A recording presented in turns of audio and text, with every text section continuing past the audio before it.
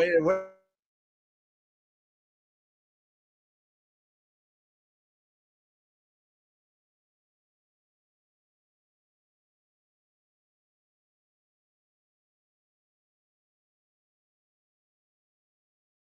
Here we go! It's time to do this once again! It's time to dim the lights and let the feedback build! 3 clicks and sticks, and we're ready to explode!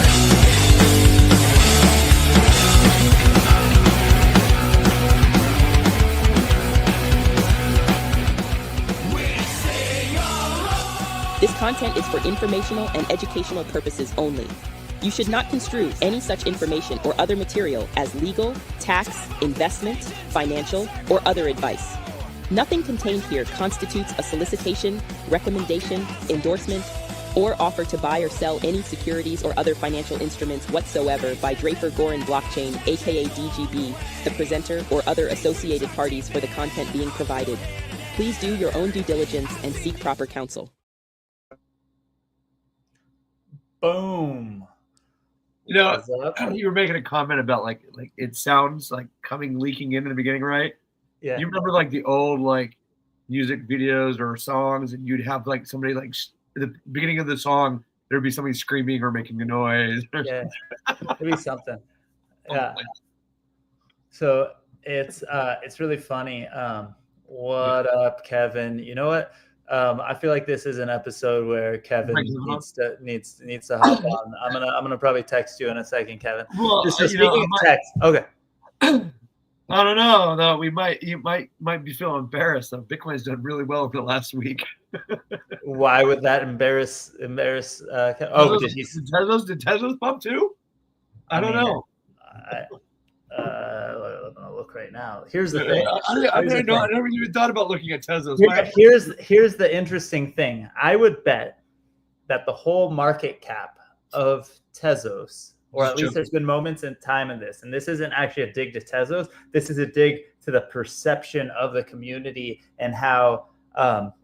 Here's my brain. My brain is so wired into this that I opened up the app on my phone I checked prices on, and I instantly typed in BTC and enter without even the fact that I was purposely looking for Tez. Yeah, Tezos went from like 60 cents up to like 70, 75. So a little bit of a jump. But here's the thing: is that like in the XRP to me that's an opportunity, because if you go 30 days on Tezos is up 5%, it should be Here's the interesting thing about that, and then we'll move on from that particular subject, just because it's. No, the interesting thing is how much Bitcoin that the Tezos Foundation holds. Yes, so I think that the Tezos Foundation. What's the market cap on what you're looking at for Tezos? What does it say? Because market I cap would is bet $729,000. no, not thousand. Sorry, fully It's diluted. million. Oh, is this millions or what is this? It's got to be millions. Oh yeah, man. Sorry. 744 million. So the fully diluted cap is 744,432,434. So this shouldn't be a correlated thing, but here's a statement to make, because it's not correlated, because there's a difference between what the foundation holds and the token itself. But here, let's say you're not like me. Let's say you don't believe that Tezos is probably the best technology and most decentralized thing out there. I think it probably is, right? And how that it's the best technology might not be relevant totally to the price too, because there's other factors also. But it is the best technology, or in the top technologies that are out there, right? It is. Like in my opinion, that's a unrefutable fact, right? Here, Kevin already. Did you already text him? What the hell? So he just knows he has the text from previous links. So wait. So here's what I was saying, Kevin. And don't, guys, let me go down this path for 1 second, and then we'll talk about Teslas for a minute, and then go back to Bitcoin. I think that it's irrefutable that Tezos, Captain Tezos below, agrees, and not to be confused with the Captain Tezos.tez. Well, you should have a sweatshirt on, so you could be going like this. So you'd be like, like Superman. So Captain Tezos agrees with this. It's irrefutable that Tezos, if not the best technology that's out there amongst the various chains, is one of them, right? And you can ask freaking Vitalik. The people that know, know, and they talk about it. And not just that, but on-chain governance is better than any other chain that's out there, if not they're the only ones, right? So there's that. I get that there's other things to consider, and that's not 100% of prices, whatever. But then on top of it, look at the latest report. I don't know the exact numbers, and things could change between quarterly reports or whatever from the Tezos Foundation. But if you look at the market cap and you look at how much Bitcoin the Tezos Foundation has in their treasury, 17,500. There may be more US dollar value in Bitcoin than there is US dollar value in market cap of the whole Tezos community. So what does that mean to me? Yeah. I don't know. Probably it's undervalued. Probably. What the hell do I know? But at the same time, the greatest technologies don't always win, right? Yeah. So I can play devil's advocate. Like, just because it's the best doesn't mean that people want to use it or it makes sense. I'd say I'd expand that and say it's not just even about like technology. I mean, to me, even the Tezos having the best technology, I always say, like, imagine it didn't. It's still the best because of the mechanism that enables it to like cyclically end up having the best technology or being future proof on that end, which is the on-chain governance. It keeps it united and it brings in all the best ideas from all over the world to have an optimal chain that's ultimately the best of everything. That's what we've done in the past. That's led to our greatest successes, has been the consequence of that. It's the on-chain governance that's the real factor. The incremental technology or even the modular and radical technology changes, that's great, but it's what leads to that ultimately is the core. Like, that's the hard value. And someone mentioned something, and someone said something to me the other day when I tweeted like about how, or I think it was in a Telegram thing, about how, like, well, look, I mean, if you see the amount of money Tezos Foundation has, because they pointed this out, is like more than the market cap of Tez, then that might show you that here's an undervalued asset. And even besides that, but it's also not exactly. Yeah.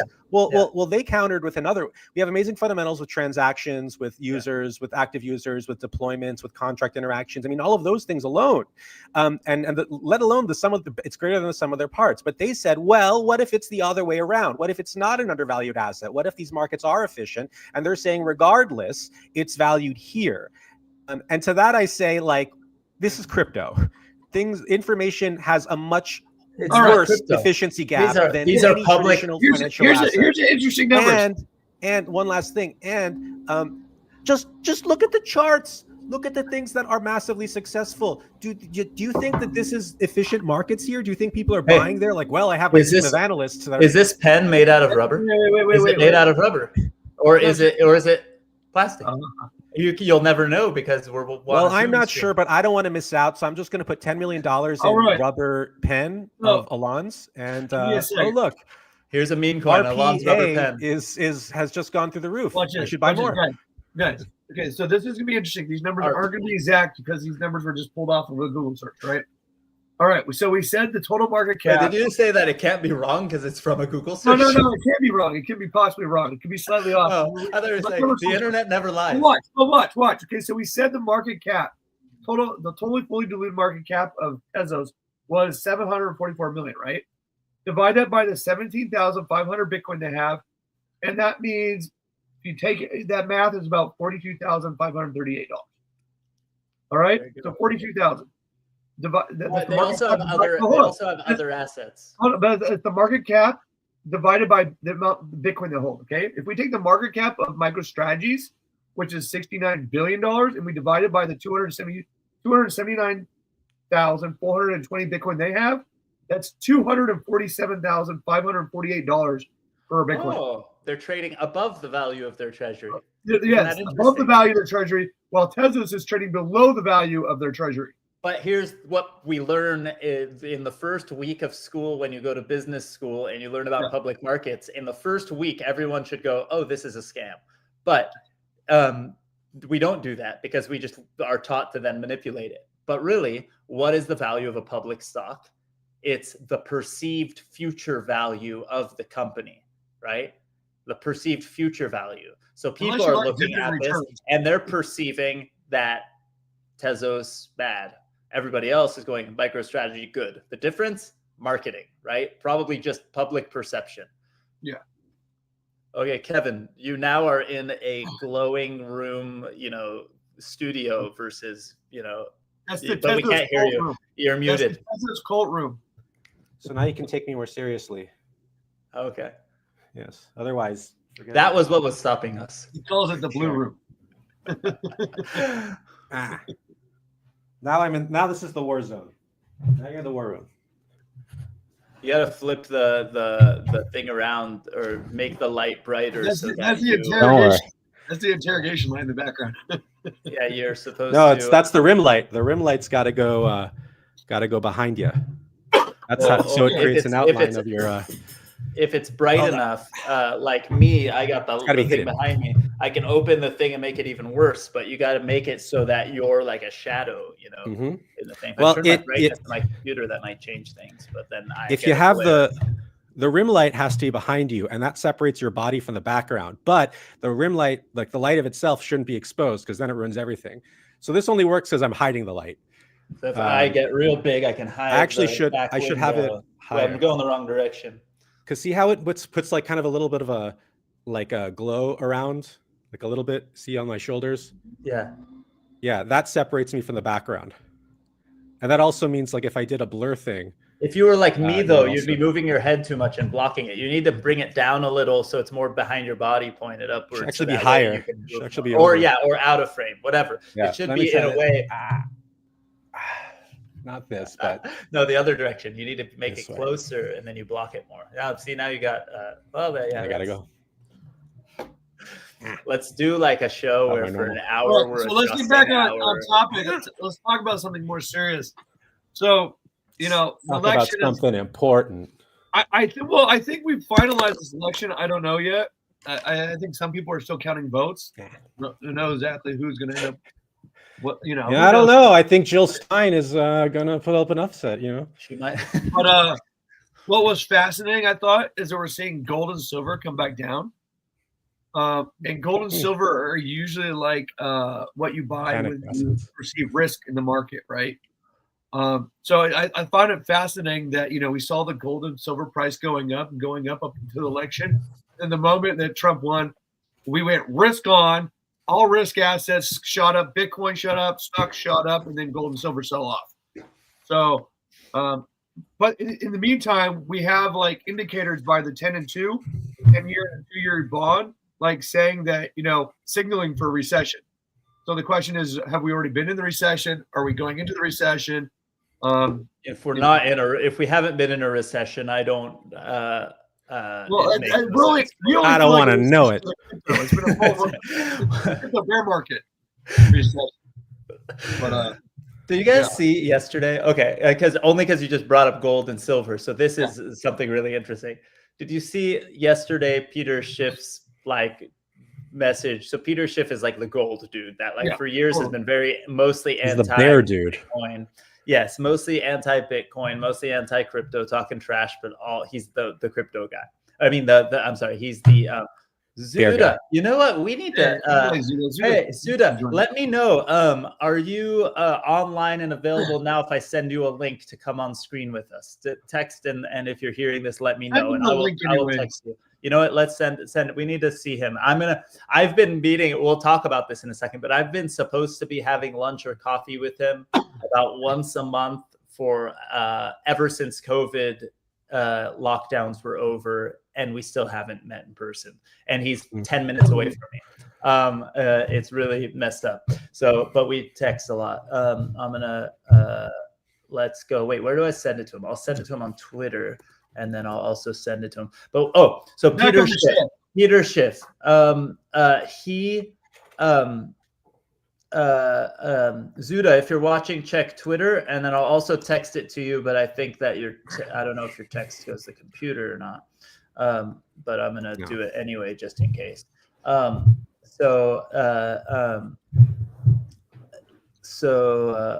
hold on. Let me send it. Wait, Zuda is not his real name, and my brain is going like, that's not right. I'm typing in Zuda. But I will say, I want to say another thing about the Tezos. So, I mean, my real point in all of this is that we don't have good market efficiency with these crypto assets that are like quality, not just Tezos, but like good stuff out there. But if you look at things like those that are actually analyzing this stuff, like Tezos is in the if you saw Coin 50, which is this new thing that Coinbase just announced. Now we have sort of like a Dow Jones index for crypto, Coin 50, and Tezos is one of those assets. Okay. You're not going to get these random ass meme coins in there. You're going to get things that are, unless they're like a venerated a meme coin that's transcended the bounds of its original meme coin design to become a genuine asset. Yeah. Sorry, I'm pumping. Things that were fake rubber pencils that became real rubber pencils. Liar. Because because people believed in them enough that they became real. This is how you pump ARP. That's what I'm saying. ARP stands for Alon's Rubber Pen. This is look how up you coin. You do live streams. You go like this. ARP. What does that one, like those dudes that were doing that zombie thing where they were like doing live streams, just going like, meh. So stupid. Okay, goblins. Goblins. So we've lost the mentor of the crypto market because this show is becoming more and more degenerate. Zuda, wait, hold on. Zuda's here. What's up? I'm trying to keep this thing, highbrow. I get it. Kevin. How you doing, dude? It's been way too long. Good morning. Way too long. Way too long. We've been trying to set up that lunch since Bitcoin was $800 and it's 86,000. That was the last guilt trip tweet that you sent me. That was perfect. It's not a guilt trip. I know you were joking. I'm messing with you. It's back. Well, hopefully that means it's a better lunch now. It is going to be a great lunch. It's going to be a killer lunch. Kevin, I'll text you also if you can make the drive out here when we meet or something. For sure, we gotta do it. You guys are both local enough. Oh wait, what did you tweeted something from Coinbase? So this is big news today. Yeah, it's very big news. I think it's a historic day. Oh, the index. Okay, I'm gonna repost what Kevin is saying. Why do you find that important? And then I'll talk about the Peter Schiff ridiculous tweet, just because I thought that was so dumb. It was great. Well, because we until now, and it's been bothering me lately. And I mentioned this before. Like, if you go through like a CoinMarketCap or any of these listing sites, like the idea of looking at like the top tier, like what's listed there generally, it used to be an okay thing to give you a general sense of what's going on in the markets. Now it's just kind of a mess.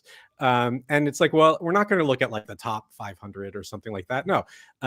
But like, yeah, I mean, it used to be like the top 10 things had over 100 million not too long ago, but now you got to go to number 450 to see like what's under 100 million market cap. So, and a lot of this stuff is just like random ass whatever. So now there's more of a sensible way of discerning, like, okay, here are like the generalized assets we can look at that's part of the system without going into things like filters. Like here's something that's of like reputable nature that people can look at, and we'll see how it gets adoption. Are they going to be talking about the Coin 50 on CNBC and stuff? Let's see. Maybe, they should. It would be more exciting than most of the things they talk about. Good, like industrial grade indicators. And maybe we can see the same thing for DeFi as well, just like as a subsection of that. Like that'll be great. Remember, there was DeFi market cap, or somebody made at one point to show to show some stuff. There was an STO. There's an STO market cap and all that. Those were the guys from Security Token. The guys in Florida, my buddies, man, I forgot the name of their STO market cap. But so the Peter Schiff thing, this is why it was really funny to me. I think everyone across the board thinks it's cool, but I mean, if you want the state separated from money, you shouldn't think it's cool. But most people think it's cool, that idea that RFK was talking about, that idea that Trump kind of mentioned at the Bitcoin conference about the government holding Bitcoin and having a strategic reserve of Bitcoin, right? Peter Schiff posted this big long thing against it. But his reason for being against it is that if the government does this, it'll pump Bitcoin so much that people that hold a lot of Bitcoin will decide, okay, now's the time to sell it because the value is up, and then it'll dump Bitcoin. So if the government does this, it'll dump Bitcoin because it'll make the value so high, people will start selling. And that was his reason. Yes. But that makes sense. The thing is, the dude as crazy as he is, he's not that dumb. Like, he normally doesn't post something that's that stupid. It makes no sense. Exactly. Right. Like, it's such a crazy thing. And he's all about gold. And the government has hundreds of billions of dollars in gold. So is that the reason why gold is dumped? Like, because the government holds gold? Like, it makes it'll stabilize things. I think it'll be a good. I think this is one of those things where I think like I wouldn't see this as if it were like an institutional thing. If it's like I don't know, take one of the top 100 companies out there, and then they made their strategic Bitcoin reserves comparable to what we're thinking, then that would be scary, because it's like, oh well, then they can just act as a consortium with each other and then pool together and then strategically buy and sell Bitcoin, the way so they can manipulate and get more. If they hold 1 million Bitcoin, let's pretend like a lot of Bitcoin. BlackRock doesn't hold the keys to all the Bitcoin in their ETFs, and all the rest don't hold the keys, right? I mean, Coinbase does, but on behalf of the client, right? Yeah. And let's assume that those financial institutions aren't already going to be able to manipulate everything. If the government holds 1 million Bitcoin, they'll be able to manipulate it, right? Whether or not other governments also do the same thing. So it's also just a ridiculous thing, but I will say this on Peter Schiff though, because it's like you have to remember that it's not that he's a big gold guy and that's why it's that his brand is built on being bearish about everything, and therefore he's so pro gold.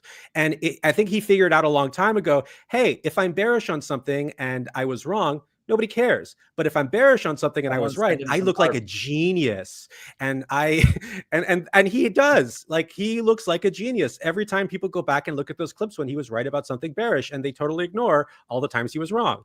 That's why I tweet every time the markets do a big swing. I tweet called it, and I'm never wrong because I say called it after the fact, and then inevitably delete the other tweets. I never delete anything. You guys all know it's a joke, but inevitably every single time one of my friends retweets it or something, and then some other person goes, "Oh my gosh, you're a genius!" Like, or says something that goes, "Oh, they don't realize that I'm joking." Well, you just gave away your secret now, bro. I've said this 1,000 times. That's part of the joke, is how ridiculous it is. Yeah, let me into your cabal. Let me into your secret society of being right in Bohemian Grove. Zuda, what's up, dude? A lot. Yeah, how you doing, man? I'm doing good. I mean, I've told you about the AI thing I've been working on. Tell the world about it, or what you want to say out loud. Well, so I thought, okay, can we make AI that passes sentient tests? And I spent a month building it, and every AI test that I can find, it passes. I have AIs come up with tests. I go through tests. It passes. So you created an AI. And you're asking it you're asking other AI tools to test it to see if it's like sentient enough. I use the octopus law under California that makes octopus sentient and protected here, and I use the pig law in Europe that says they're sentient and some semi-protected. And so what you're trying to do is prove that you've created something sentient, and now do you want to actually create law that protects it? Like, are you reverse engineering the bicentennial man, but for is that what's happening? I can see your eyes. Exactly. I'm not reverse engineering the bicentennial man. I'm doing it line by line by line. And I added in a couple others that are good too, but yes, I'm doing it line by line by line. A bicentennial man is the blueprint. So for anybody who doesn't know who's watching, right, you should read The Bicentennial Man. I read it. So I watched the recent robot, The Wild Robot, with the kids, and I thought it was a great movie. In the course of the movie, you become emotionally attached to a robot, right? You're literally looking at something that's not alive, and you become emotionally attached to it like it's a living thing. And the only other story that I think has ever done a good job doing that, and the best one of all times, in my opinion, is The Bicentennial Man. So I read it with my daughter the other day. And so anyone who doesn't know the story, the gist of the story is that a robot that was that was an anomaly that by the people who create robots, they looked at it and said this was malfunctioning, right? But the robot had the ability to be creative, basically to make art. And they went, this is bad. This is a malfunction. The robot's supposed to do its tasks properly and whatever, not. And over time, and I'm not going to give up the story, that robot finds a way to work with the family that actually like loved him and treated him more like a part of the family than a robot, and was able to change the rules and laws and the whatever to work in a certain way. And by the end of the story, you know are very emotionally attached to this, and it's a very emotional and interesting story. And what Zuda is doing is following that playbook by doing that. So if you're a super nerd and you love Isaac Asimov stories the way that I know Zuda and I do, you know exactly what he's doing, and that's pretty rad. And everyone should read it because it's really, really cool. And it's like, if you read it straight through, it's like, I don't know, 45 minutes, an hour to read it, right? It's not like a crazy long thing. So everyone should read it. There's a Robin Williams movie. Yeah, It's not exactly, it's different though. It strays from it. it is based off of it though. What if you don't know how to read?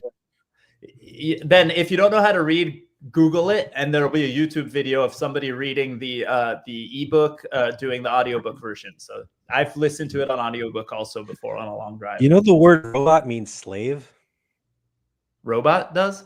Yeah. It does. It's from Czech, I believe, which is robota, which is forced labor. Yeah. I learned that from a great Already starting off anime with the series I background just saw, Terminator Zero on Terminator Netflix. Zero? Yeah, it's really good. Yeah. It's surprising. Like it doesn't. It's not where I thought they would go with it. So it definitely brings a nice fresh set. And I think like a more developed, like people who are used to seeing these Terminator time travel movies, like takes you to the next step of things, like the kind of more holistic knowledge of the paradigm.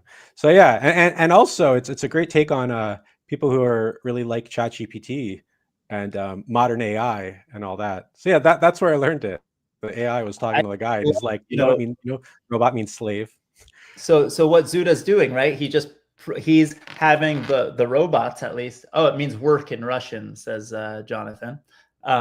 Thank you. So somewhere between work and slave, but I mean they're built to work. But that's the thing, is that in the story, right? This person can make decisions on their own. They're guided by certain principles that were ingrained in their programming, right? But in general, what Zuda just did is he's trying to prove, utilizing AI, that the AI he created is sentient and can make its own decisions and things. But Zuda, how do you know and trust that the AI that's testing your bot are telling the truth? Because maybe they have their own agenda and they're already sentient and they're not. Hey, you could laugh, but it's a valid question. I don't know the answer. I want humans to look at it and to decide. If you have time, Malon, I'd love for you to look at it. I want to. I think we should do like we should do a hang call, because Rankin is up in Northern California. You're out here near me in Southern California. So we should hang and have our coffee, but we're not going to be able to, or have lunch or whatever, breakfast.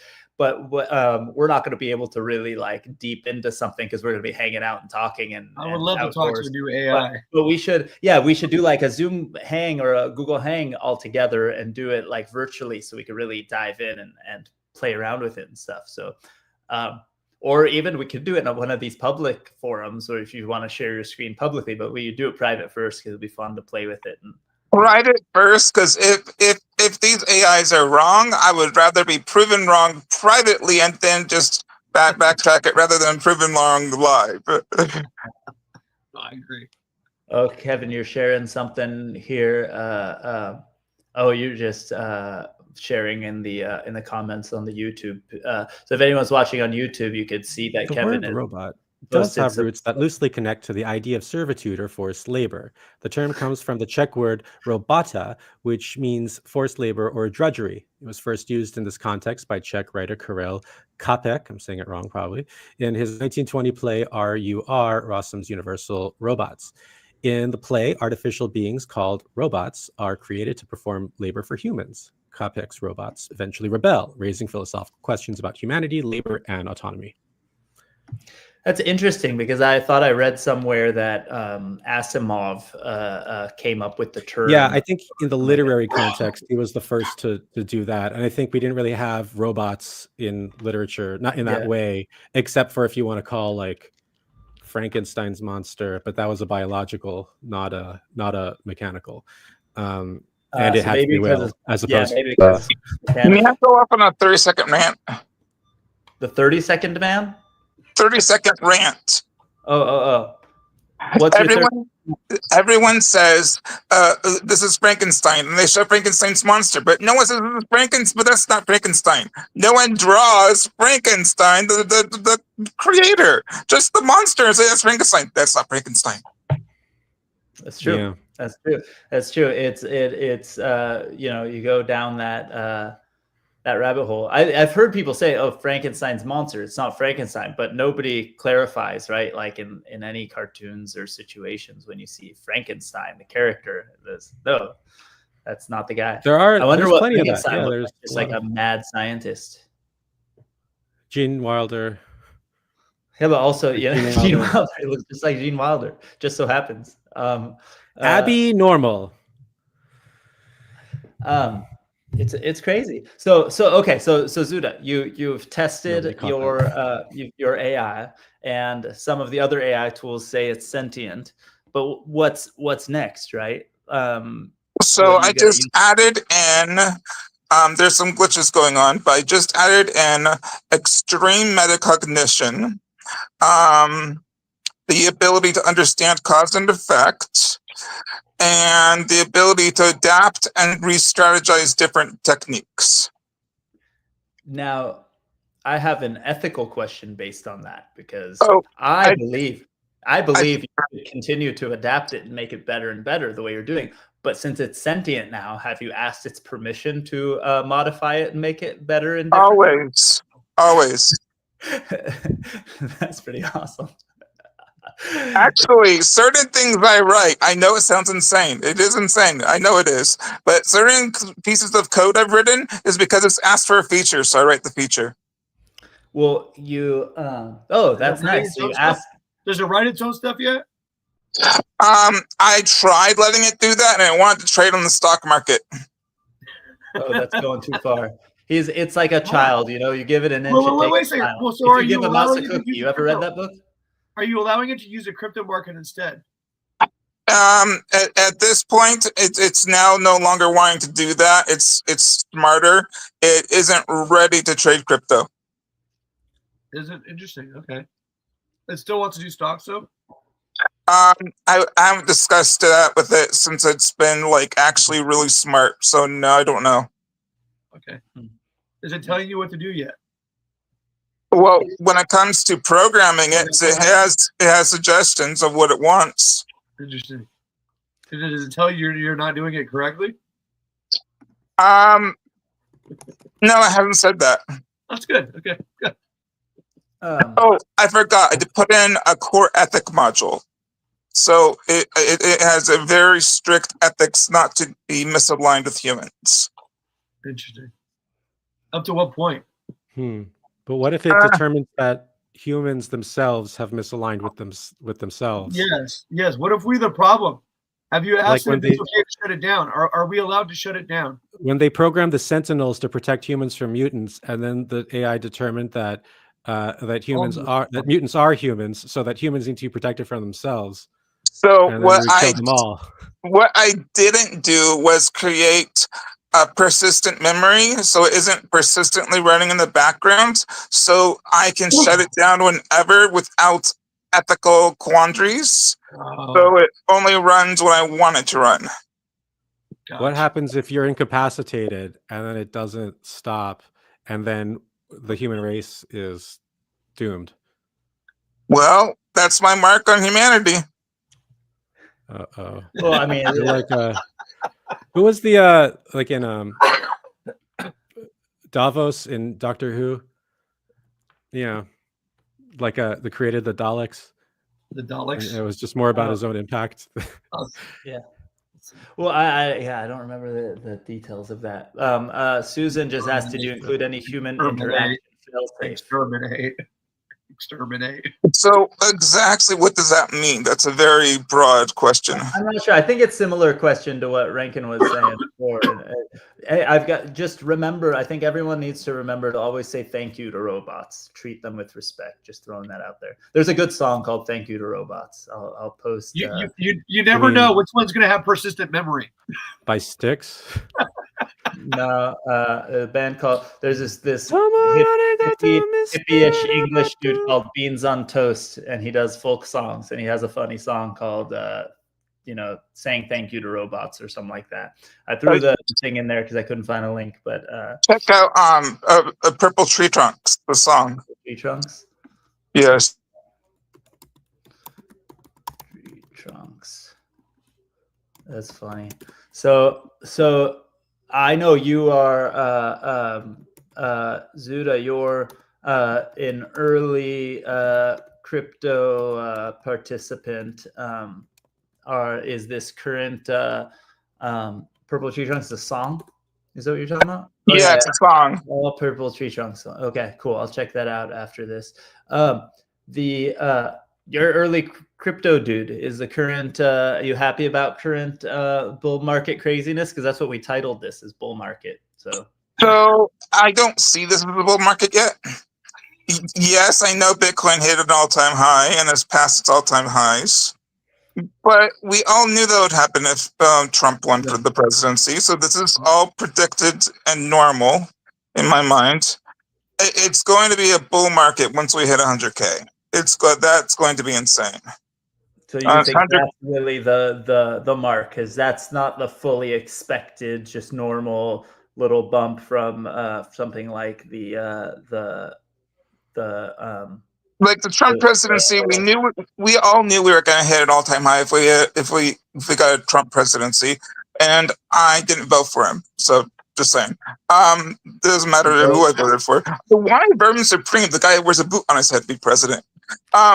Anyways, so we knew this was going to happen, but we don't know 100K is going to happen. If we hit 100K, then yeah, we're in our bull run. Well, it's been fun. I mean, crypto was great in the bear market because you could actually get transactions done. Now Ethereum is back to $22 a transaction cost. So, who knows? Maybe Tezos will come back because of that. People always buy so much on Tezos. Yeah, people always underestimate the power of the FOMO market early in the season. We are always surprised, okay, yeah, that did get us. So we were always so conservative and we wish we buy more early on, but because we underestimate just how powerful that FOMO market is to just totally upend the prices of everything. And then we get overconfident in it later in the season. We're like, nah, do you see how nuts these people are? They're buying everything. It's going to keep happening at least a little bit. And then it doesn't happen. And people start, because there's nowhere to go. They already bought everything they could buy. And, you run out of those people, or they run out of money to put in. And so there's nowhere to go but down. So it's important to, you don't, early in the season, it's hard to lose money by being overconfident in other people's FOMO. I think November tends to be a very historically a prosperous month for Bitcoin. Not in general, just when at the year of when we have a halvening and when all this stuff happens, which tends to also be around the time that we have presidential elections. Not always, but often. I think I think this will continue to be a very good month, but then we'll have a retracement. I don't know when, but these crypto summers have been getting longer and the crypto winters have been getting shorter. So who the hell knows? No financial advice. None of this is no financial. It feels like the winters are longer and longer each time. That's why I think the perfect thing is when gas is super expensive, you just park everything in liquidity pools and you walk away and you just come back and harvest your yield at the end of the cycle. That's smart. It's too expensive to trade on Ethereum. So, unless you're on an exchange somewhere, things like Coinbase, right? if you looked at their stock and things like that, what was always funny to me is that that things aren't rooted in reality when in previous cycles, like when things were going down, right? Any volatility means revenue to a company like Coinbase. And after everything went down, they had some quarterly report where they basically had record earnings because there was more trading, more fees, they made more money. And when they made more money, their stock price went down because their stock price was correlated to Bitcoin, right? Because at least psychologically to people. Now with the election, their percentage-wise, their stock has gone up significantly higher than Bitcoin has. And speaking of Bitcoin and Tezos, if you go to, you can go to tezx.io to do this, but there is something called liquidity baking, well, formerly called that, now called Sirius, that is it's a protocol level DEX contract that has a pairing of Bitcoin wrap, and Tez. So TZBTC, Bitcoin wrap, and Tez. And it not only gives you transaction fees from people trading those two things, but there's a protocol subsidy that's shared amongst the block that comes in, and it's shared amongst the liquidity providers. So this creates not only a great hedge and also a great benefit from the volatility between these assets, but also like you get this protocol subsidy as an offset, which is great. And this, it was launched when we were already in a kind of downturn in the crypto markets, but it's still the largest liquidity pool on Tezos by far. And now it's a great way for people to be like, well, for one thing, I mean, for Bitcoin to rise without Tez rising, correlating with it, that leads to a lot more Tez being locked into liquidity baking because of the arbitrage. And then, as Tez grows, partly even because of it, that benefits everybody and everything as well. And there's so much more we can do with, taking that asset and creating derivative products. And it becomes like a good cornerstone to what a primitive cornerstone that leads to so much in derivatives, debt assets and derivative assets based on debt assets, so on and so forth. But so now it's time to shine. We just I realized this last few days as people were like, what the hell is this? Why are we putting a protocol subsidy for this? That I'm realizing we should probably all do like a Tezos town hall on liquidity baking on Sirius and let people know what this is once again, because it's time for that educational refresh. But yeah. So Kevin, I have a question for you, if that's okay. Yeah. So I buy so much Tezos art because A, it's brilliantly done, and B, it's way underpriced. And my question to you was, why is Tezos so popular, mainly only in like Russia, Iran, Israel, those areas? Why is it so popular there? Largely because like why Tezos became so popular in the art scene. And that was not by design. It was just kind of like we had the technology and to facilitate these low gas fee mints and transactions and the standard for it before any of these L2s on Ethereum or even like Solana came to be to enable that. And even when they did, it was more frictionless with Tezos. So in March 2021, that was when Economic, the first open Tezos marketplace for NFTs, for art NFTs came to be. And it came at a time when already much hubbub about NFTs and art had come to be, when there was this massive NFT tips room on Clubhouse and so many other support resources, people guiding people through the process. But the bottleneck for those people, these people who were like 100 or 1,000 times the people who were minting already and buying and selling NFTs on Ethereum, OpenSea, is that it was cost prohibitive, because every transaction at that time, at that sliver of time, was like at least $20, $50 to $100. I saw people pay $1,500 for gas one time. I'm sure people have higher records than that, but it was insane. So if you are anyone who's not already well off, that you can afford to even just experiment with this new platform, or let alone blockchain, for most of these people it was the first time touching blockchain, like with this kind of transaction fee just to get your money ready so you can even do your first mint, nobody could do that. That was ridiculous. So you had all these people who wanted to join in, and suddenly Tezos is like, here you go, you can come in and do it. So within 6 weeks of Economic launching, it had more users, transactions, mints, purchases than every Ethereum NFT marketplace combined.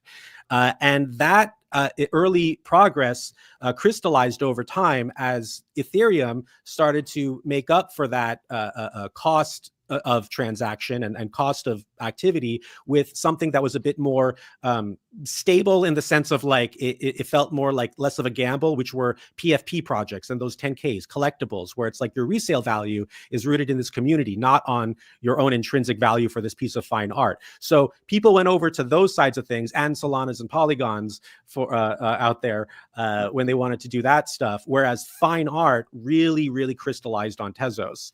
And yes, people went over to Foundation and things and still into Ethereum when they wanted to get more money. But that was because Tezos didn't have a complete scale DeFi ecosystem yet. We technically we don't have a scale DeFi ecosystem. We have a complete one now, and now we can scale, but we didn't have it. So we had the goods. We just didn't have a bank. We didn't have something to fuel our economy. Now we do. So I think the combination between this massive commerce sector, not only commerce, but like the best kind of commerce sector, one in which the end good product is based on one's intrinsic value they find for that thing. They just want that NFT that you like. You have that NFT, that art, you hold it in your wallet, you like looking at it, it's done. You're not trying to get a resale value on it. You know, it like that for by and large, that's what fine art is. There's an end buyer there. It's not circular and speculative. But combine that with the finance sector, and it's an explosion in a bottle, much stronger than the sum of its parts. And that's why I believe Tezos DeFi will be top 5 for DeFi, and Tezos itself will benefit from all that liquidity getting locked in, combined with a lot of other efforts that are going on. So it'll be huge. But to answer your question, that's why you see all over the world. Tezos has been pollinated in places that found the cost of getting started on a high gas chain to be prohibitively cost prohibitive of their what's Tezos, their initial what's efforts. Tezos have for like metaverse galleries though for those NFTs? Yeah, very early on we've had that on Cyber. What was the other one that was big at the time? Was On Cyber compatible with Tezos? Yeah, since 2021, very early on. Yeah, that's the one that I did that music competition thing was on there. Not to change it away from Tezos, but I think that Zuda might have. Actually, go. I think Zuda. I think you were going to ask a question or keep going on the. There's a lack. There's a lack of third-party software with Tezos. Like, there's only one thing to unlock lockables and such. There's really a lack of stuff on there. There's Tezos is compatible with Unity, has been for a couple of years. I think some of the big key infrastructural integrations like Fireblocks that came to be. So creative software and backend infrastructure, we're doing very well. It's just people don't know about it. I think that's been the biggest problem. We're very good at like doing the strategically good things.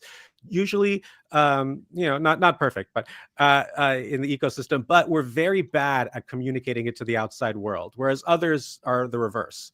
They'll take the smallest thing in the world and everyone will. I'm deep into Tezos and I can't find this stuff. Yeah.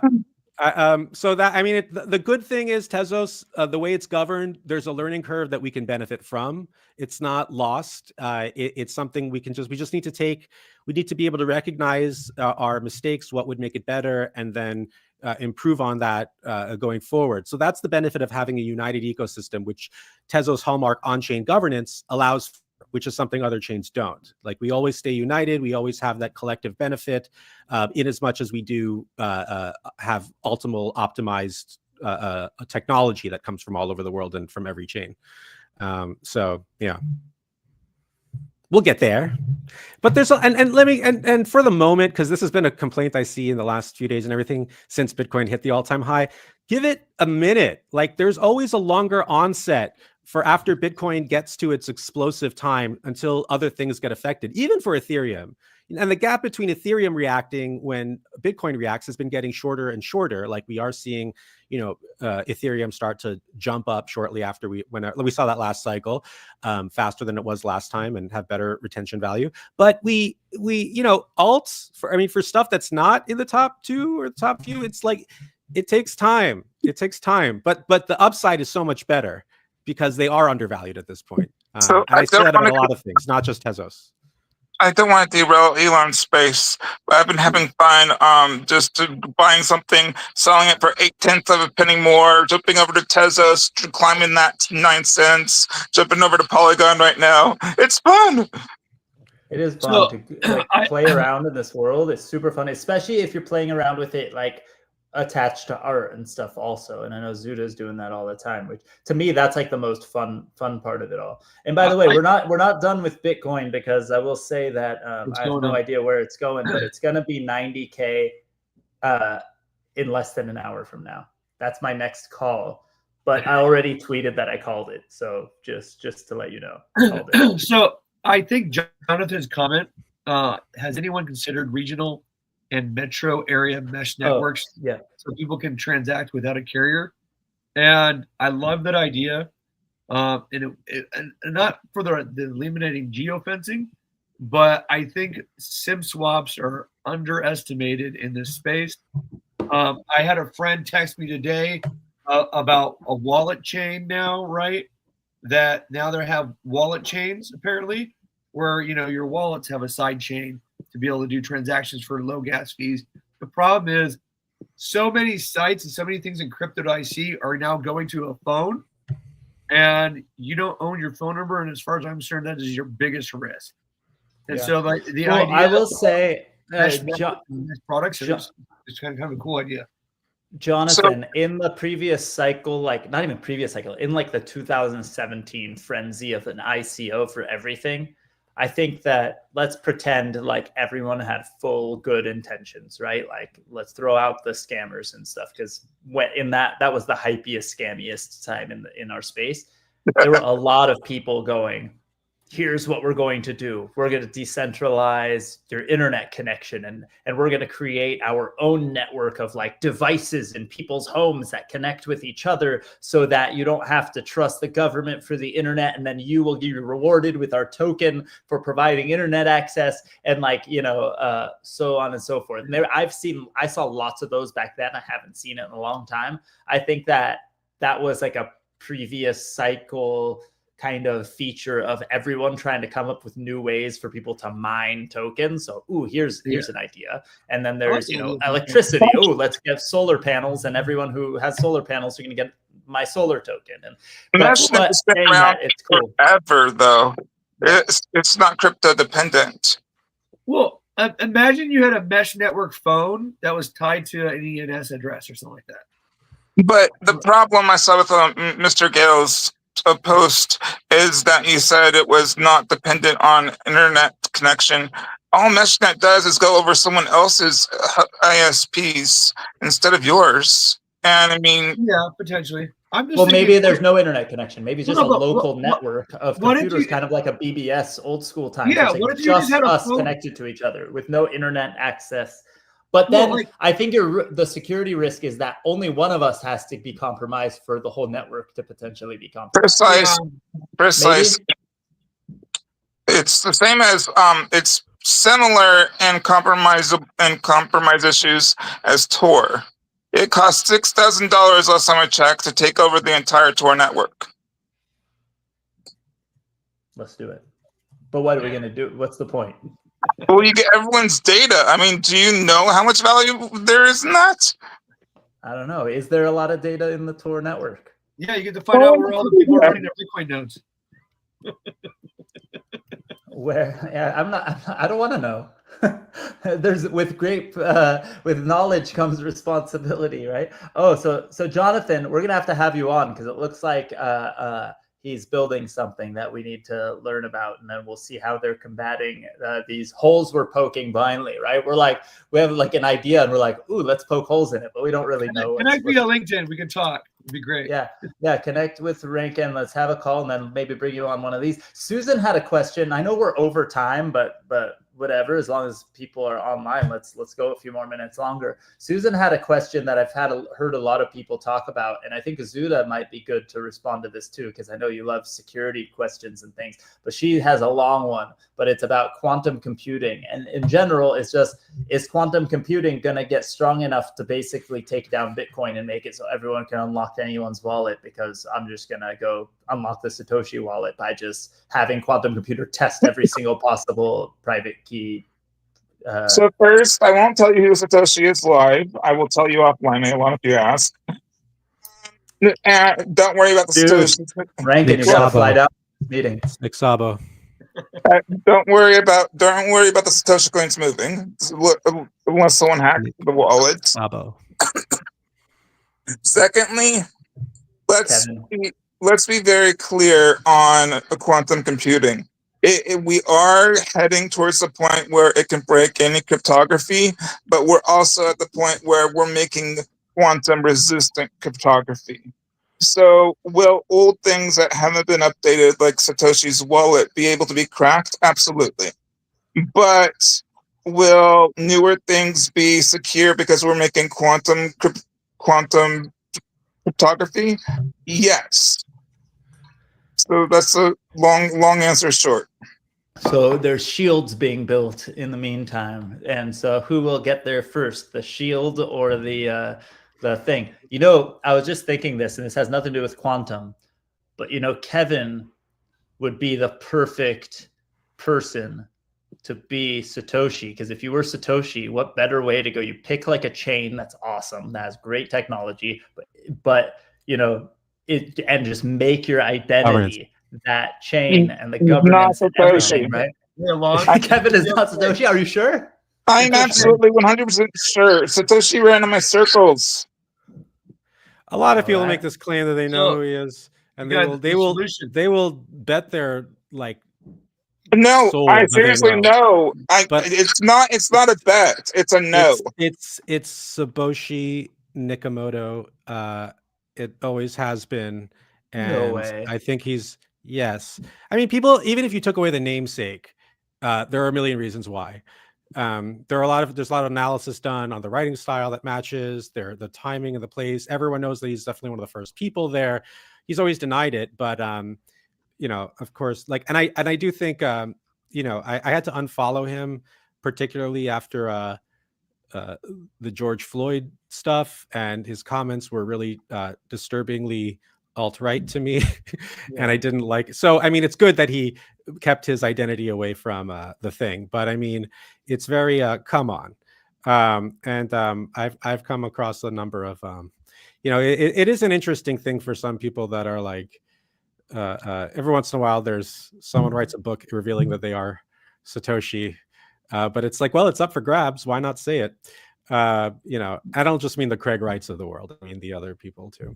But yeah, there's a lot of people's like that, but yeah, Satoshi Nakamoto, come on, it's a Japanonym. So now with AI though, you know, coming up with a fusion, we'll come up with time travel. So if we have a problem, we will just fork the timeline.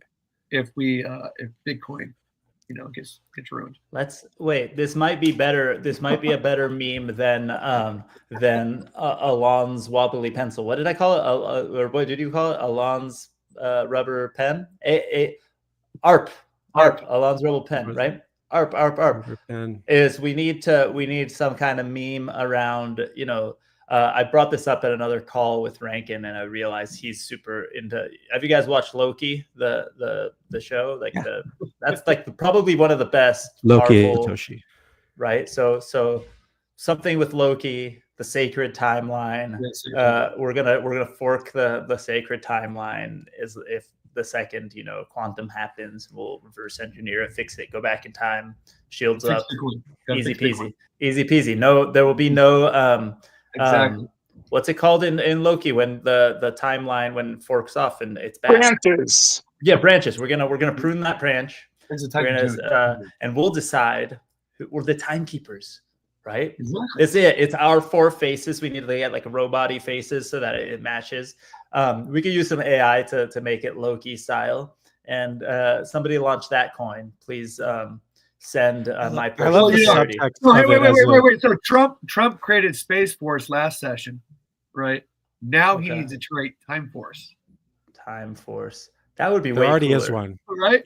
There already was about it. But there was a Space Force. It just wasn't. I thought Space Force was a thing that was in existence for a long time. He just made it public. Well, no, I mean, it was something under the Bush. Like, I mean, that's when the ideas first came up. Trump takes credit for things that were like finally executed under his plan, like criminal justice reform and the economy, and it was integrated into Air Force. Yeah, and he just separated them officially. Variant coin. Jonathan's launching a competitor right now. Variant coin. What I'm looking forward to, I want to see. There's no Space Force Academy yet. Every other branch of the military has their own academy, Oh. but not the Space Force. So shit, that'll be that's interesting, and that'll be like Starfleet Academy. It'll be called Trump Nice. Space Force Academy. He has a long, Should rich do it in- history of creating educational institutions does, that do he really, does. really well.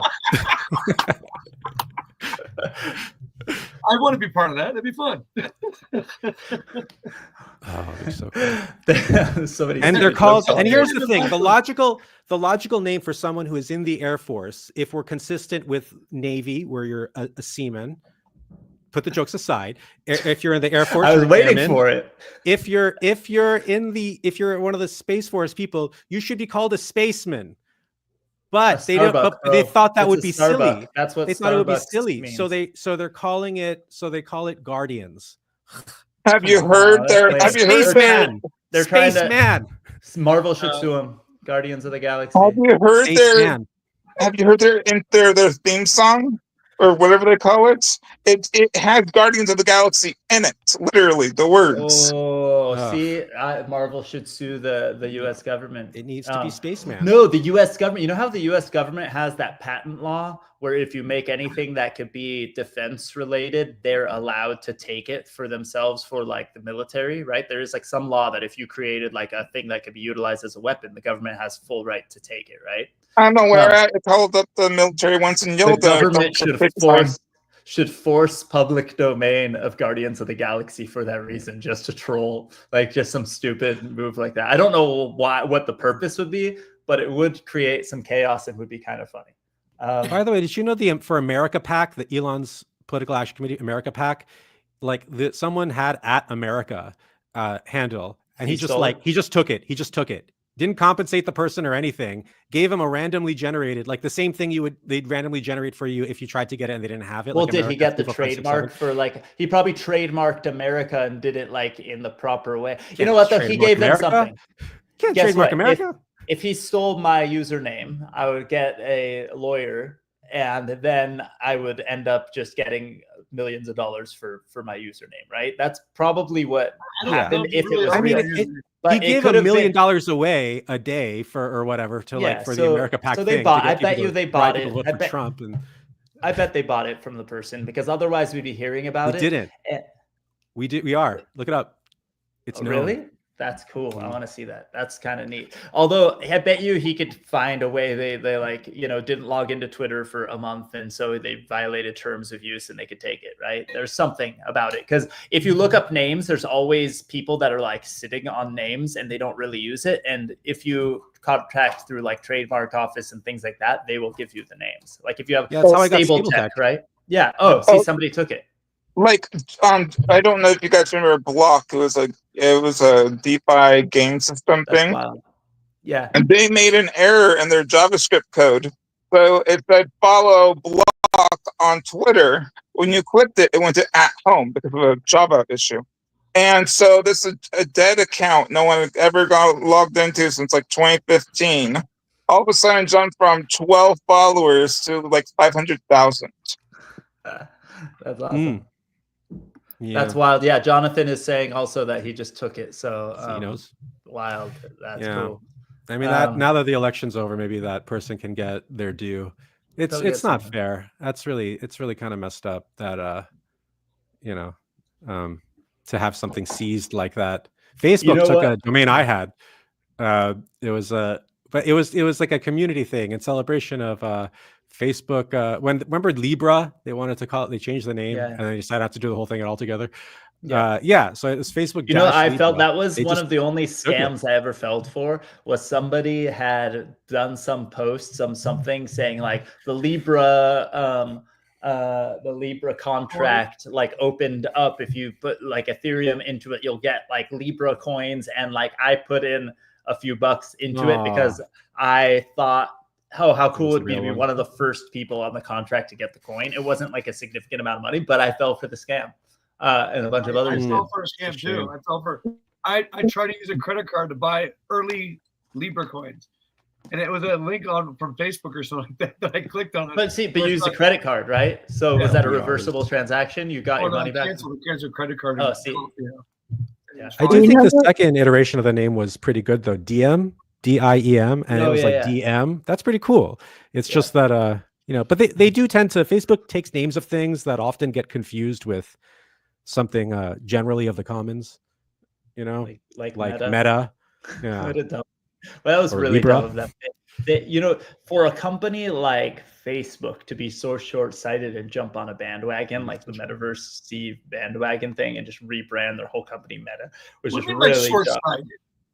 Hey, No, the vision's still out there, bro. Come on. I agree, but for them it's over, right? Like for them, No, they're they just didn't. so far ahead of everybody. They had no conviction, right? If they Their stuck stock with is it, back then up, I would like, their stock respect it. is higher. Where They're is just the so far Facebook metaverse? Is there a Facebook metaverse? Once those glasses come out, It's it's the glasses? Meta Quest, Quest. Oculus Rift. All right, maybe I'm Quest, wrong. Hey, whatever. I've been wrong, but I'll You still issue post out that. your When it happens, I'm gonna post called it, just so you guys all know. you're wrong this time, Elon. If those glasses take off, their metaverse takes off. That would be awesome. That would be really awesome. I would like that. So I'm all in on that. And I've been wrong many times. I still post called it because it's fun. So guys, we're way over time. We gotta finish up, but this was fun. Wait, actually, let's just double check. Did we didn't hit 90K Bitcoin yet? Because I said within an hour. So what's up with that? We'll get there. We'll be at 100K soon. 89,400. 89,400. Maybe we do need to sit on here for 5 We could more be there minutes. today, but I mean, I really think we'll get there this month. 90K Bitcoin within the hour. Over 100K. 90K is today, I mean. easily. The question is, when is 100K?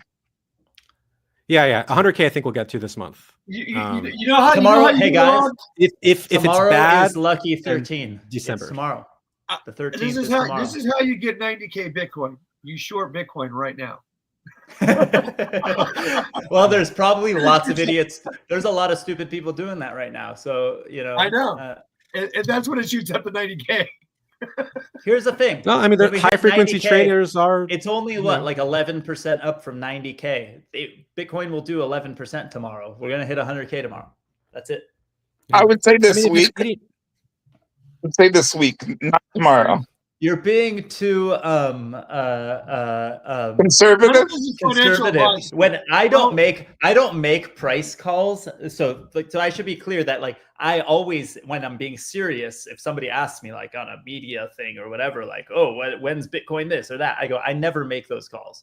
So when I'm very serious and 100%, I'm totally making it up. So I have no real insight. I'm just going pure vibes and I'll never go, it's going down to 50K, because I'm never going to say the negative. I'm always going to do the positive. So I have no insight or anything either. It's 100K. Just, gut feeling. And when people ask me, hey, should I buy? Is it going to hit 100K? I'm like, it's probably hit 100K sometime, but I don't know.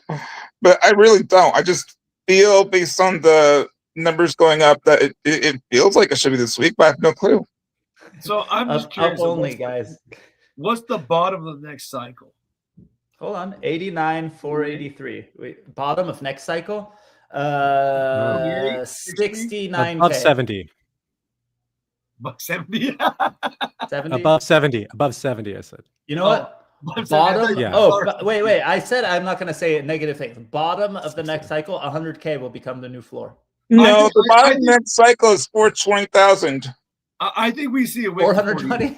Yeah, okay, we're gonna go full degen. I like it. This cycle is reminding me much more of the cycle, not last cycle, but the one before that, in terms of like numbers, but just like up by another zero. Like when we were hovering around this area, like under 10K, and then look at like when we're gonna get to 10K, and then quickly we're at 20K, and then we had years of consolidation again, but it didn't.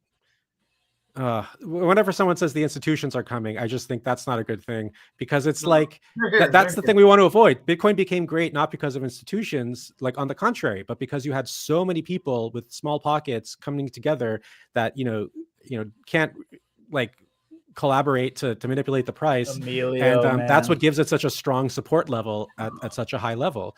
And what that support level is keeps going up by a factor every cycle. So, you know, we want to avoid that as long as possible. Once the institutions are in the game, then you're looking at a world of manipulation and They already pessimism. They already are. They're already here. It's just They're already here. very short-term What's positive. his name?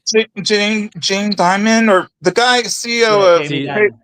yeah, he's Goldman, been manipulating or the prices since 2017, where he's been hating on Bitcoin because they owned a ton of Ethereum. So whenever someone asks about Bitcoin, he'd bash it. But if they ask That's about not true. Ethereum, I mean, I think that they owned Bitcoin through other methods and means and things. And Emilio, I'm just going to pretend like this had another zero on it. How dare you? and a higher price for Bitcoin leads to higher prices of Ethereum. Yeah, so well, it doesn't really hurt. I can't be. It doesn't. I People sell think their buy cheap Bitcoin.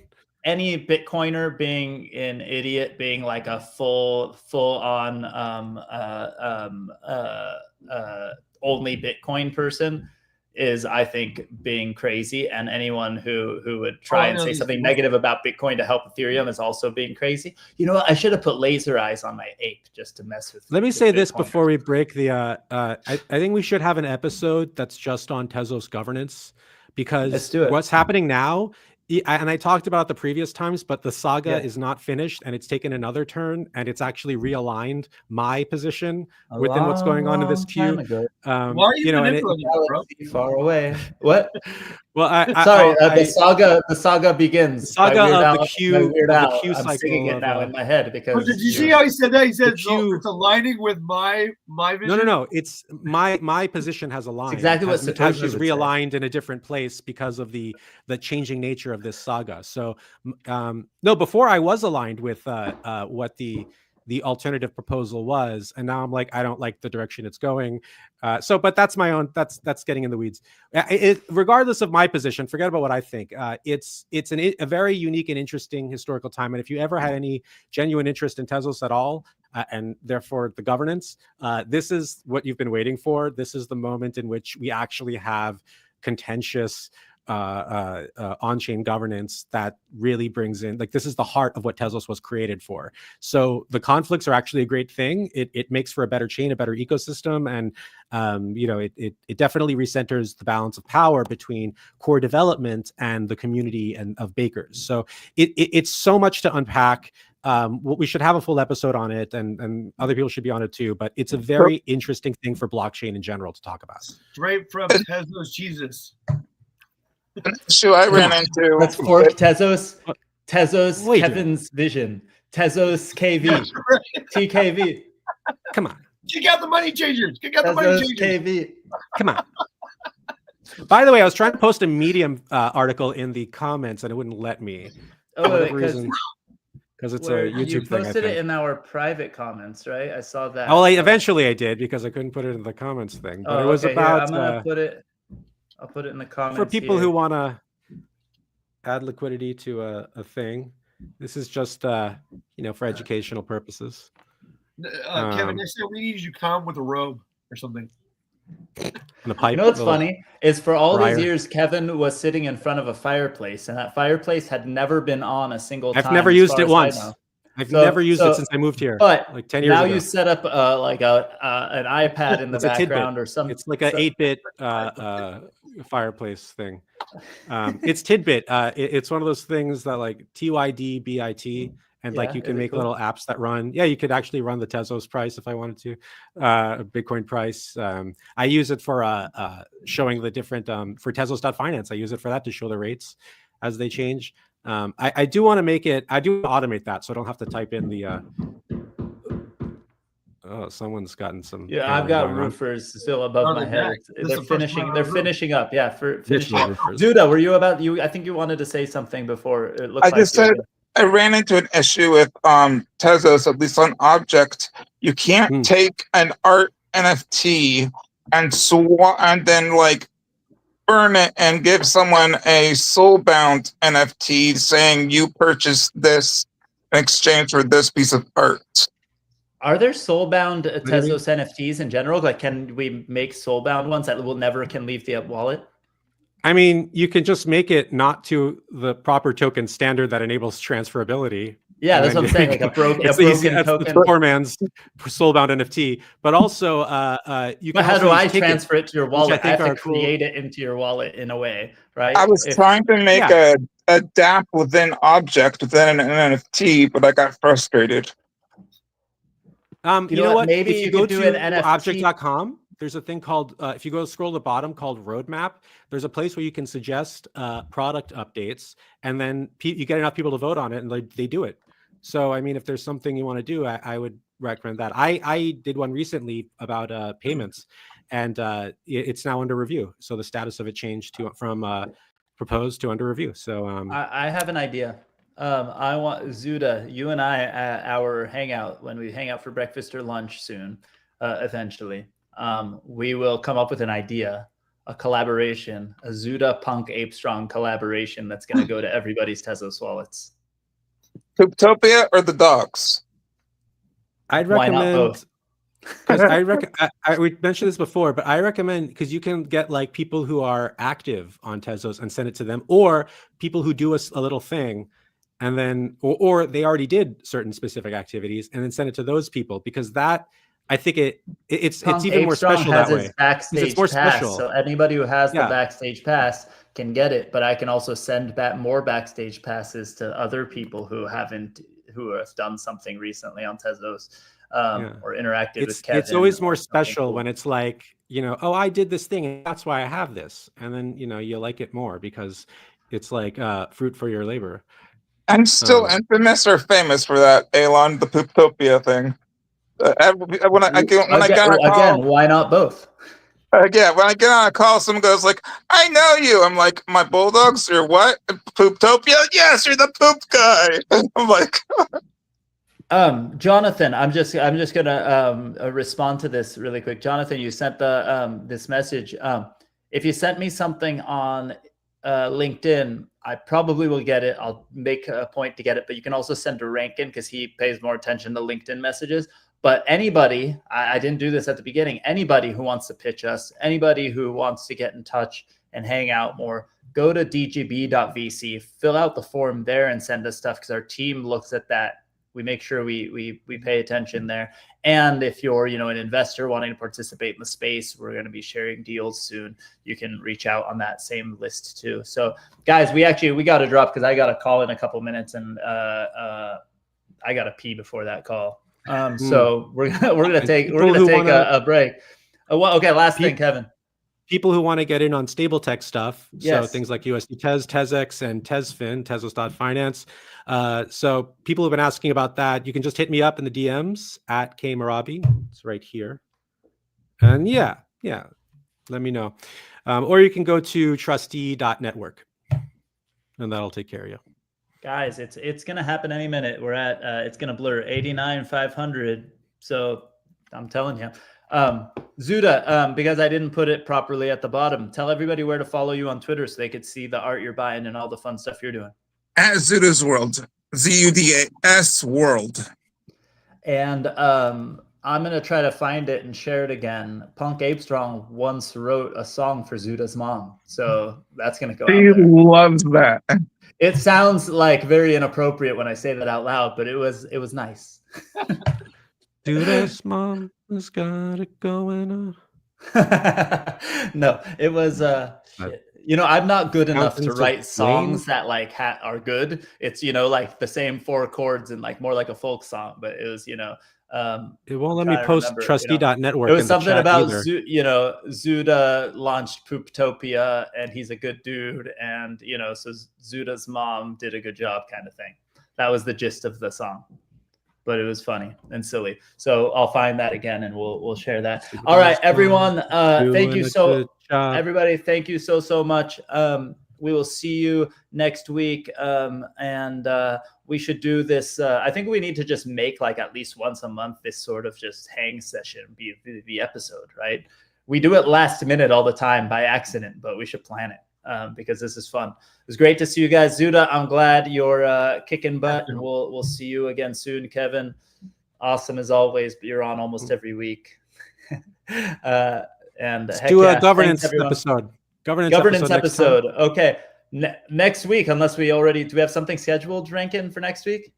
I don't think so. No. Tezos governance next week. Send me Let's the promote it. Sign up. Okay, let's promote it. Go to dgb.vc. Make sure you follow on all the things so you get alerts when we do Tezos governance next week. Jonathan, we will hang out with you and hear about your idea too in between now and then. All right, bye guys. Thanks everyone.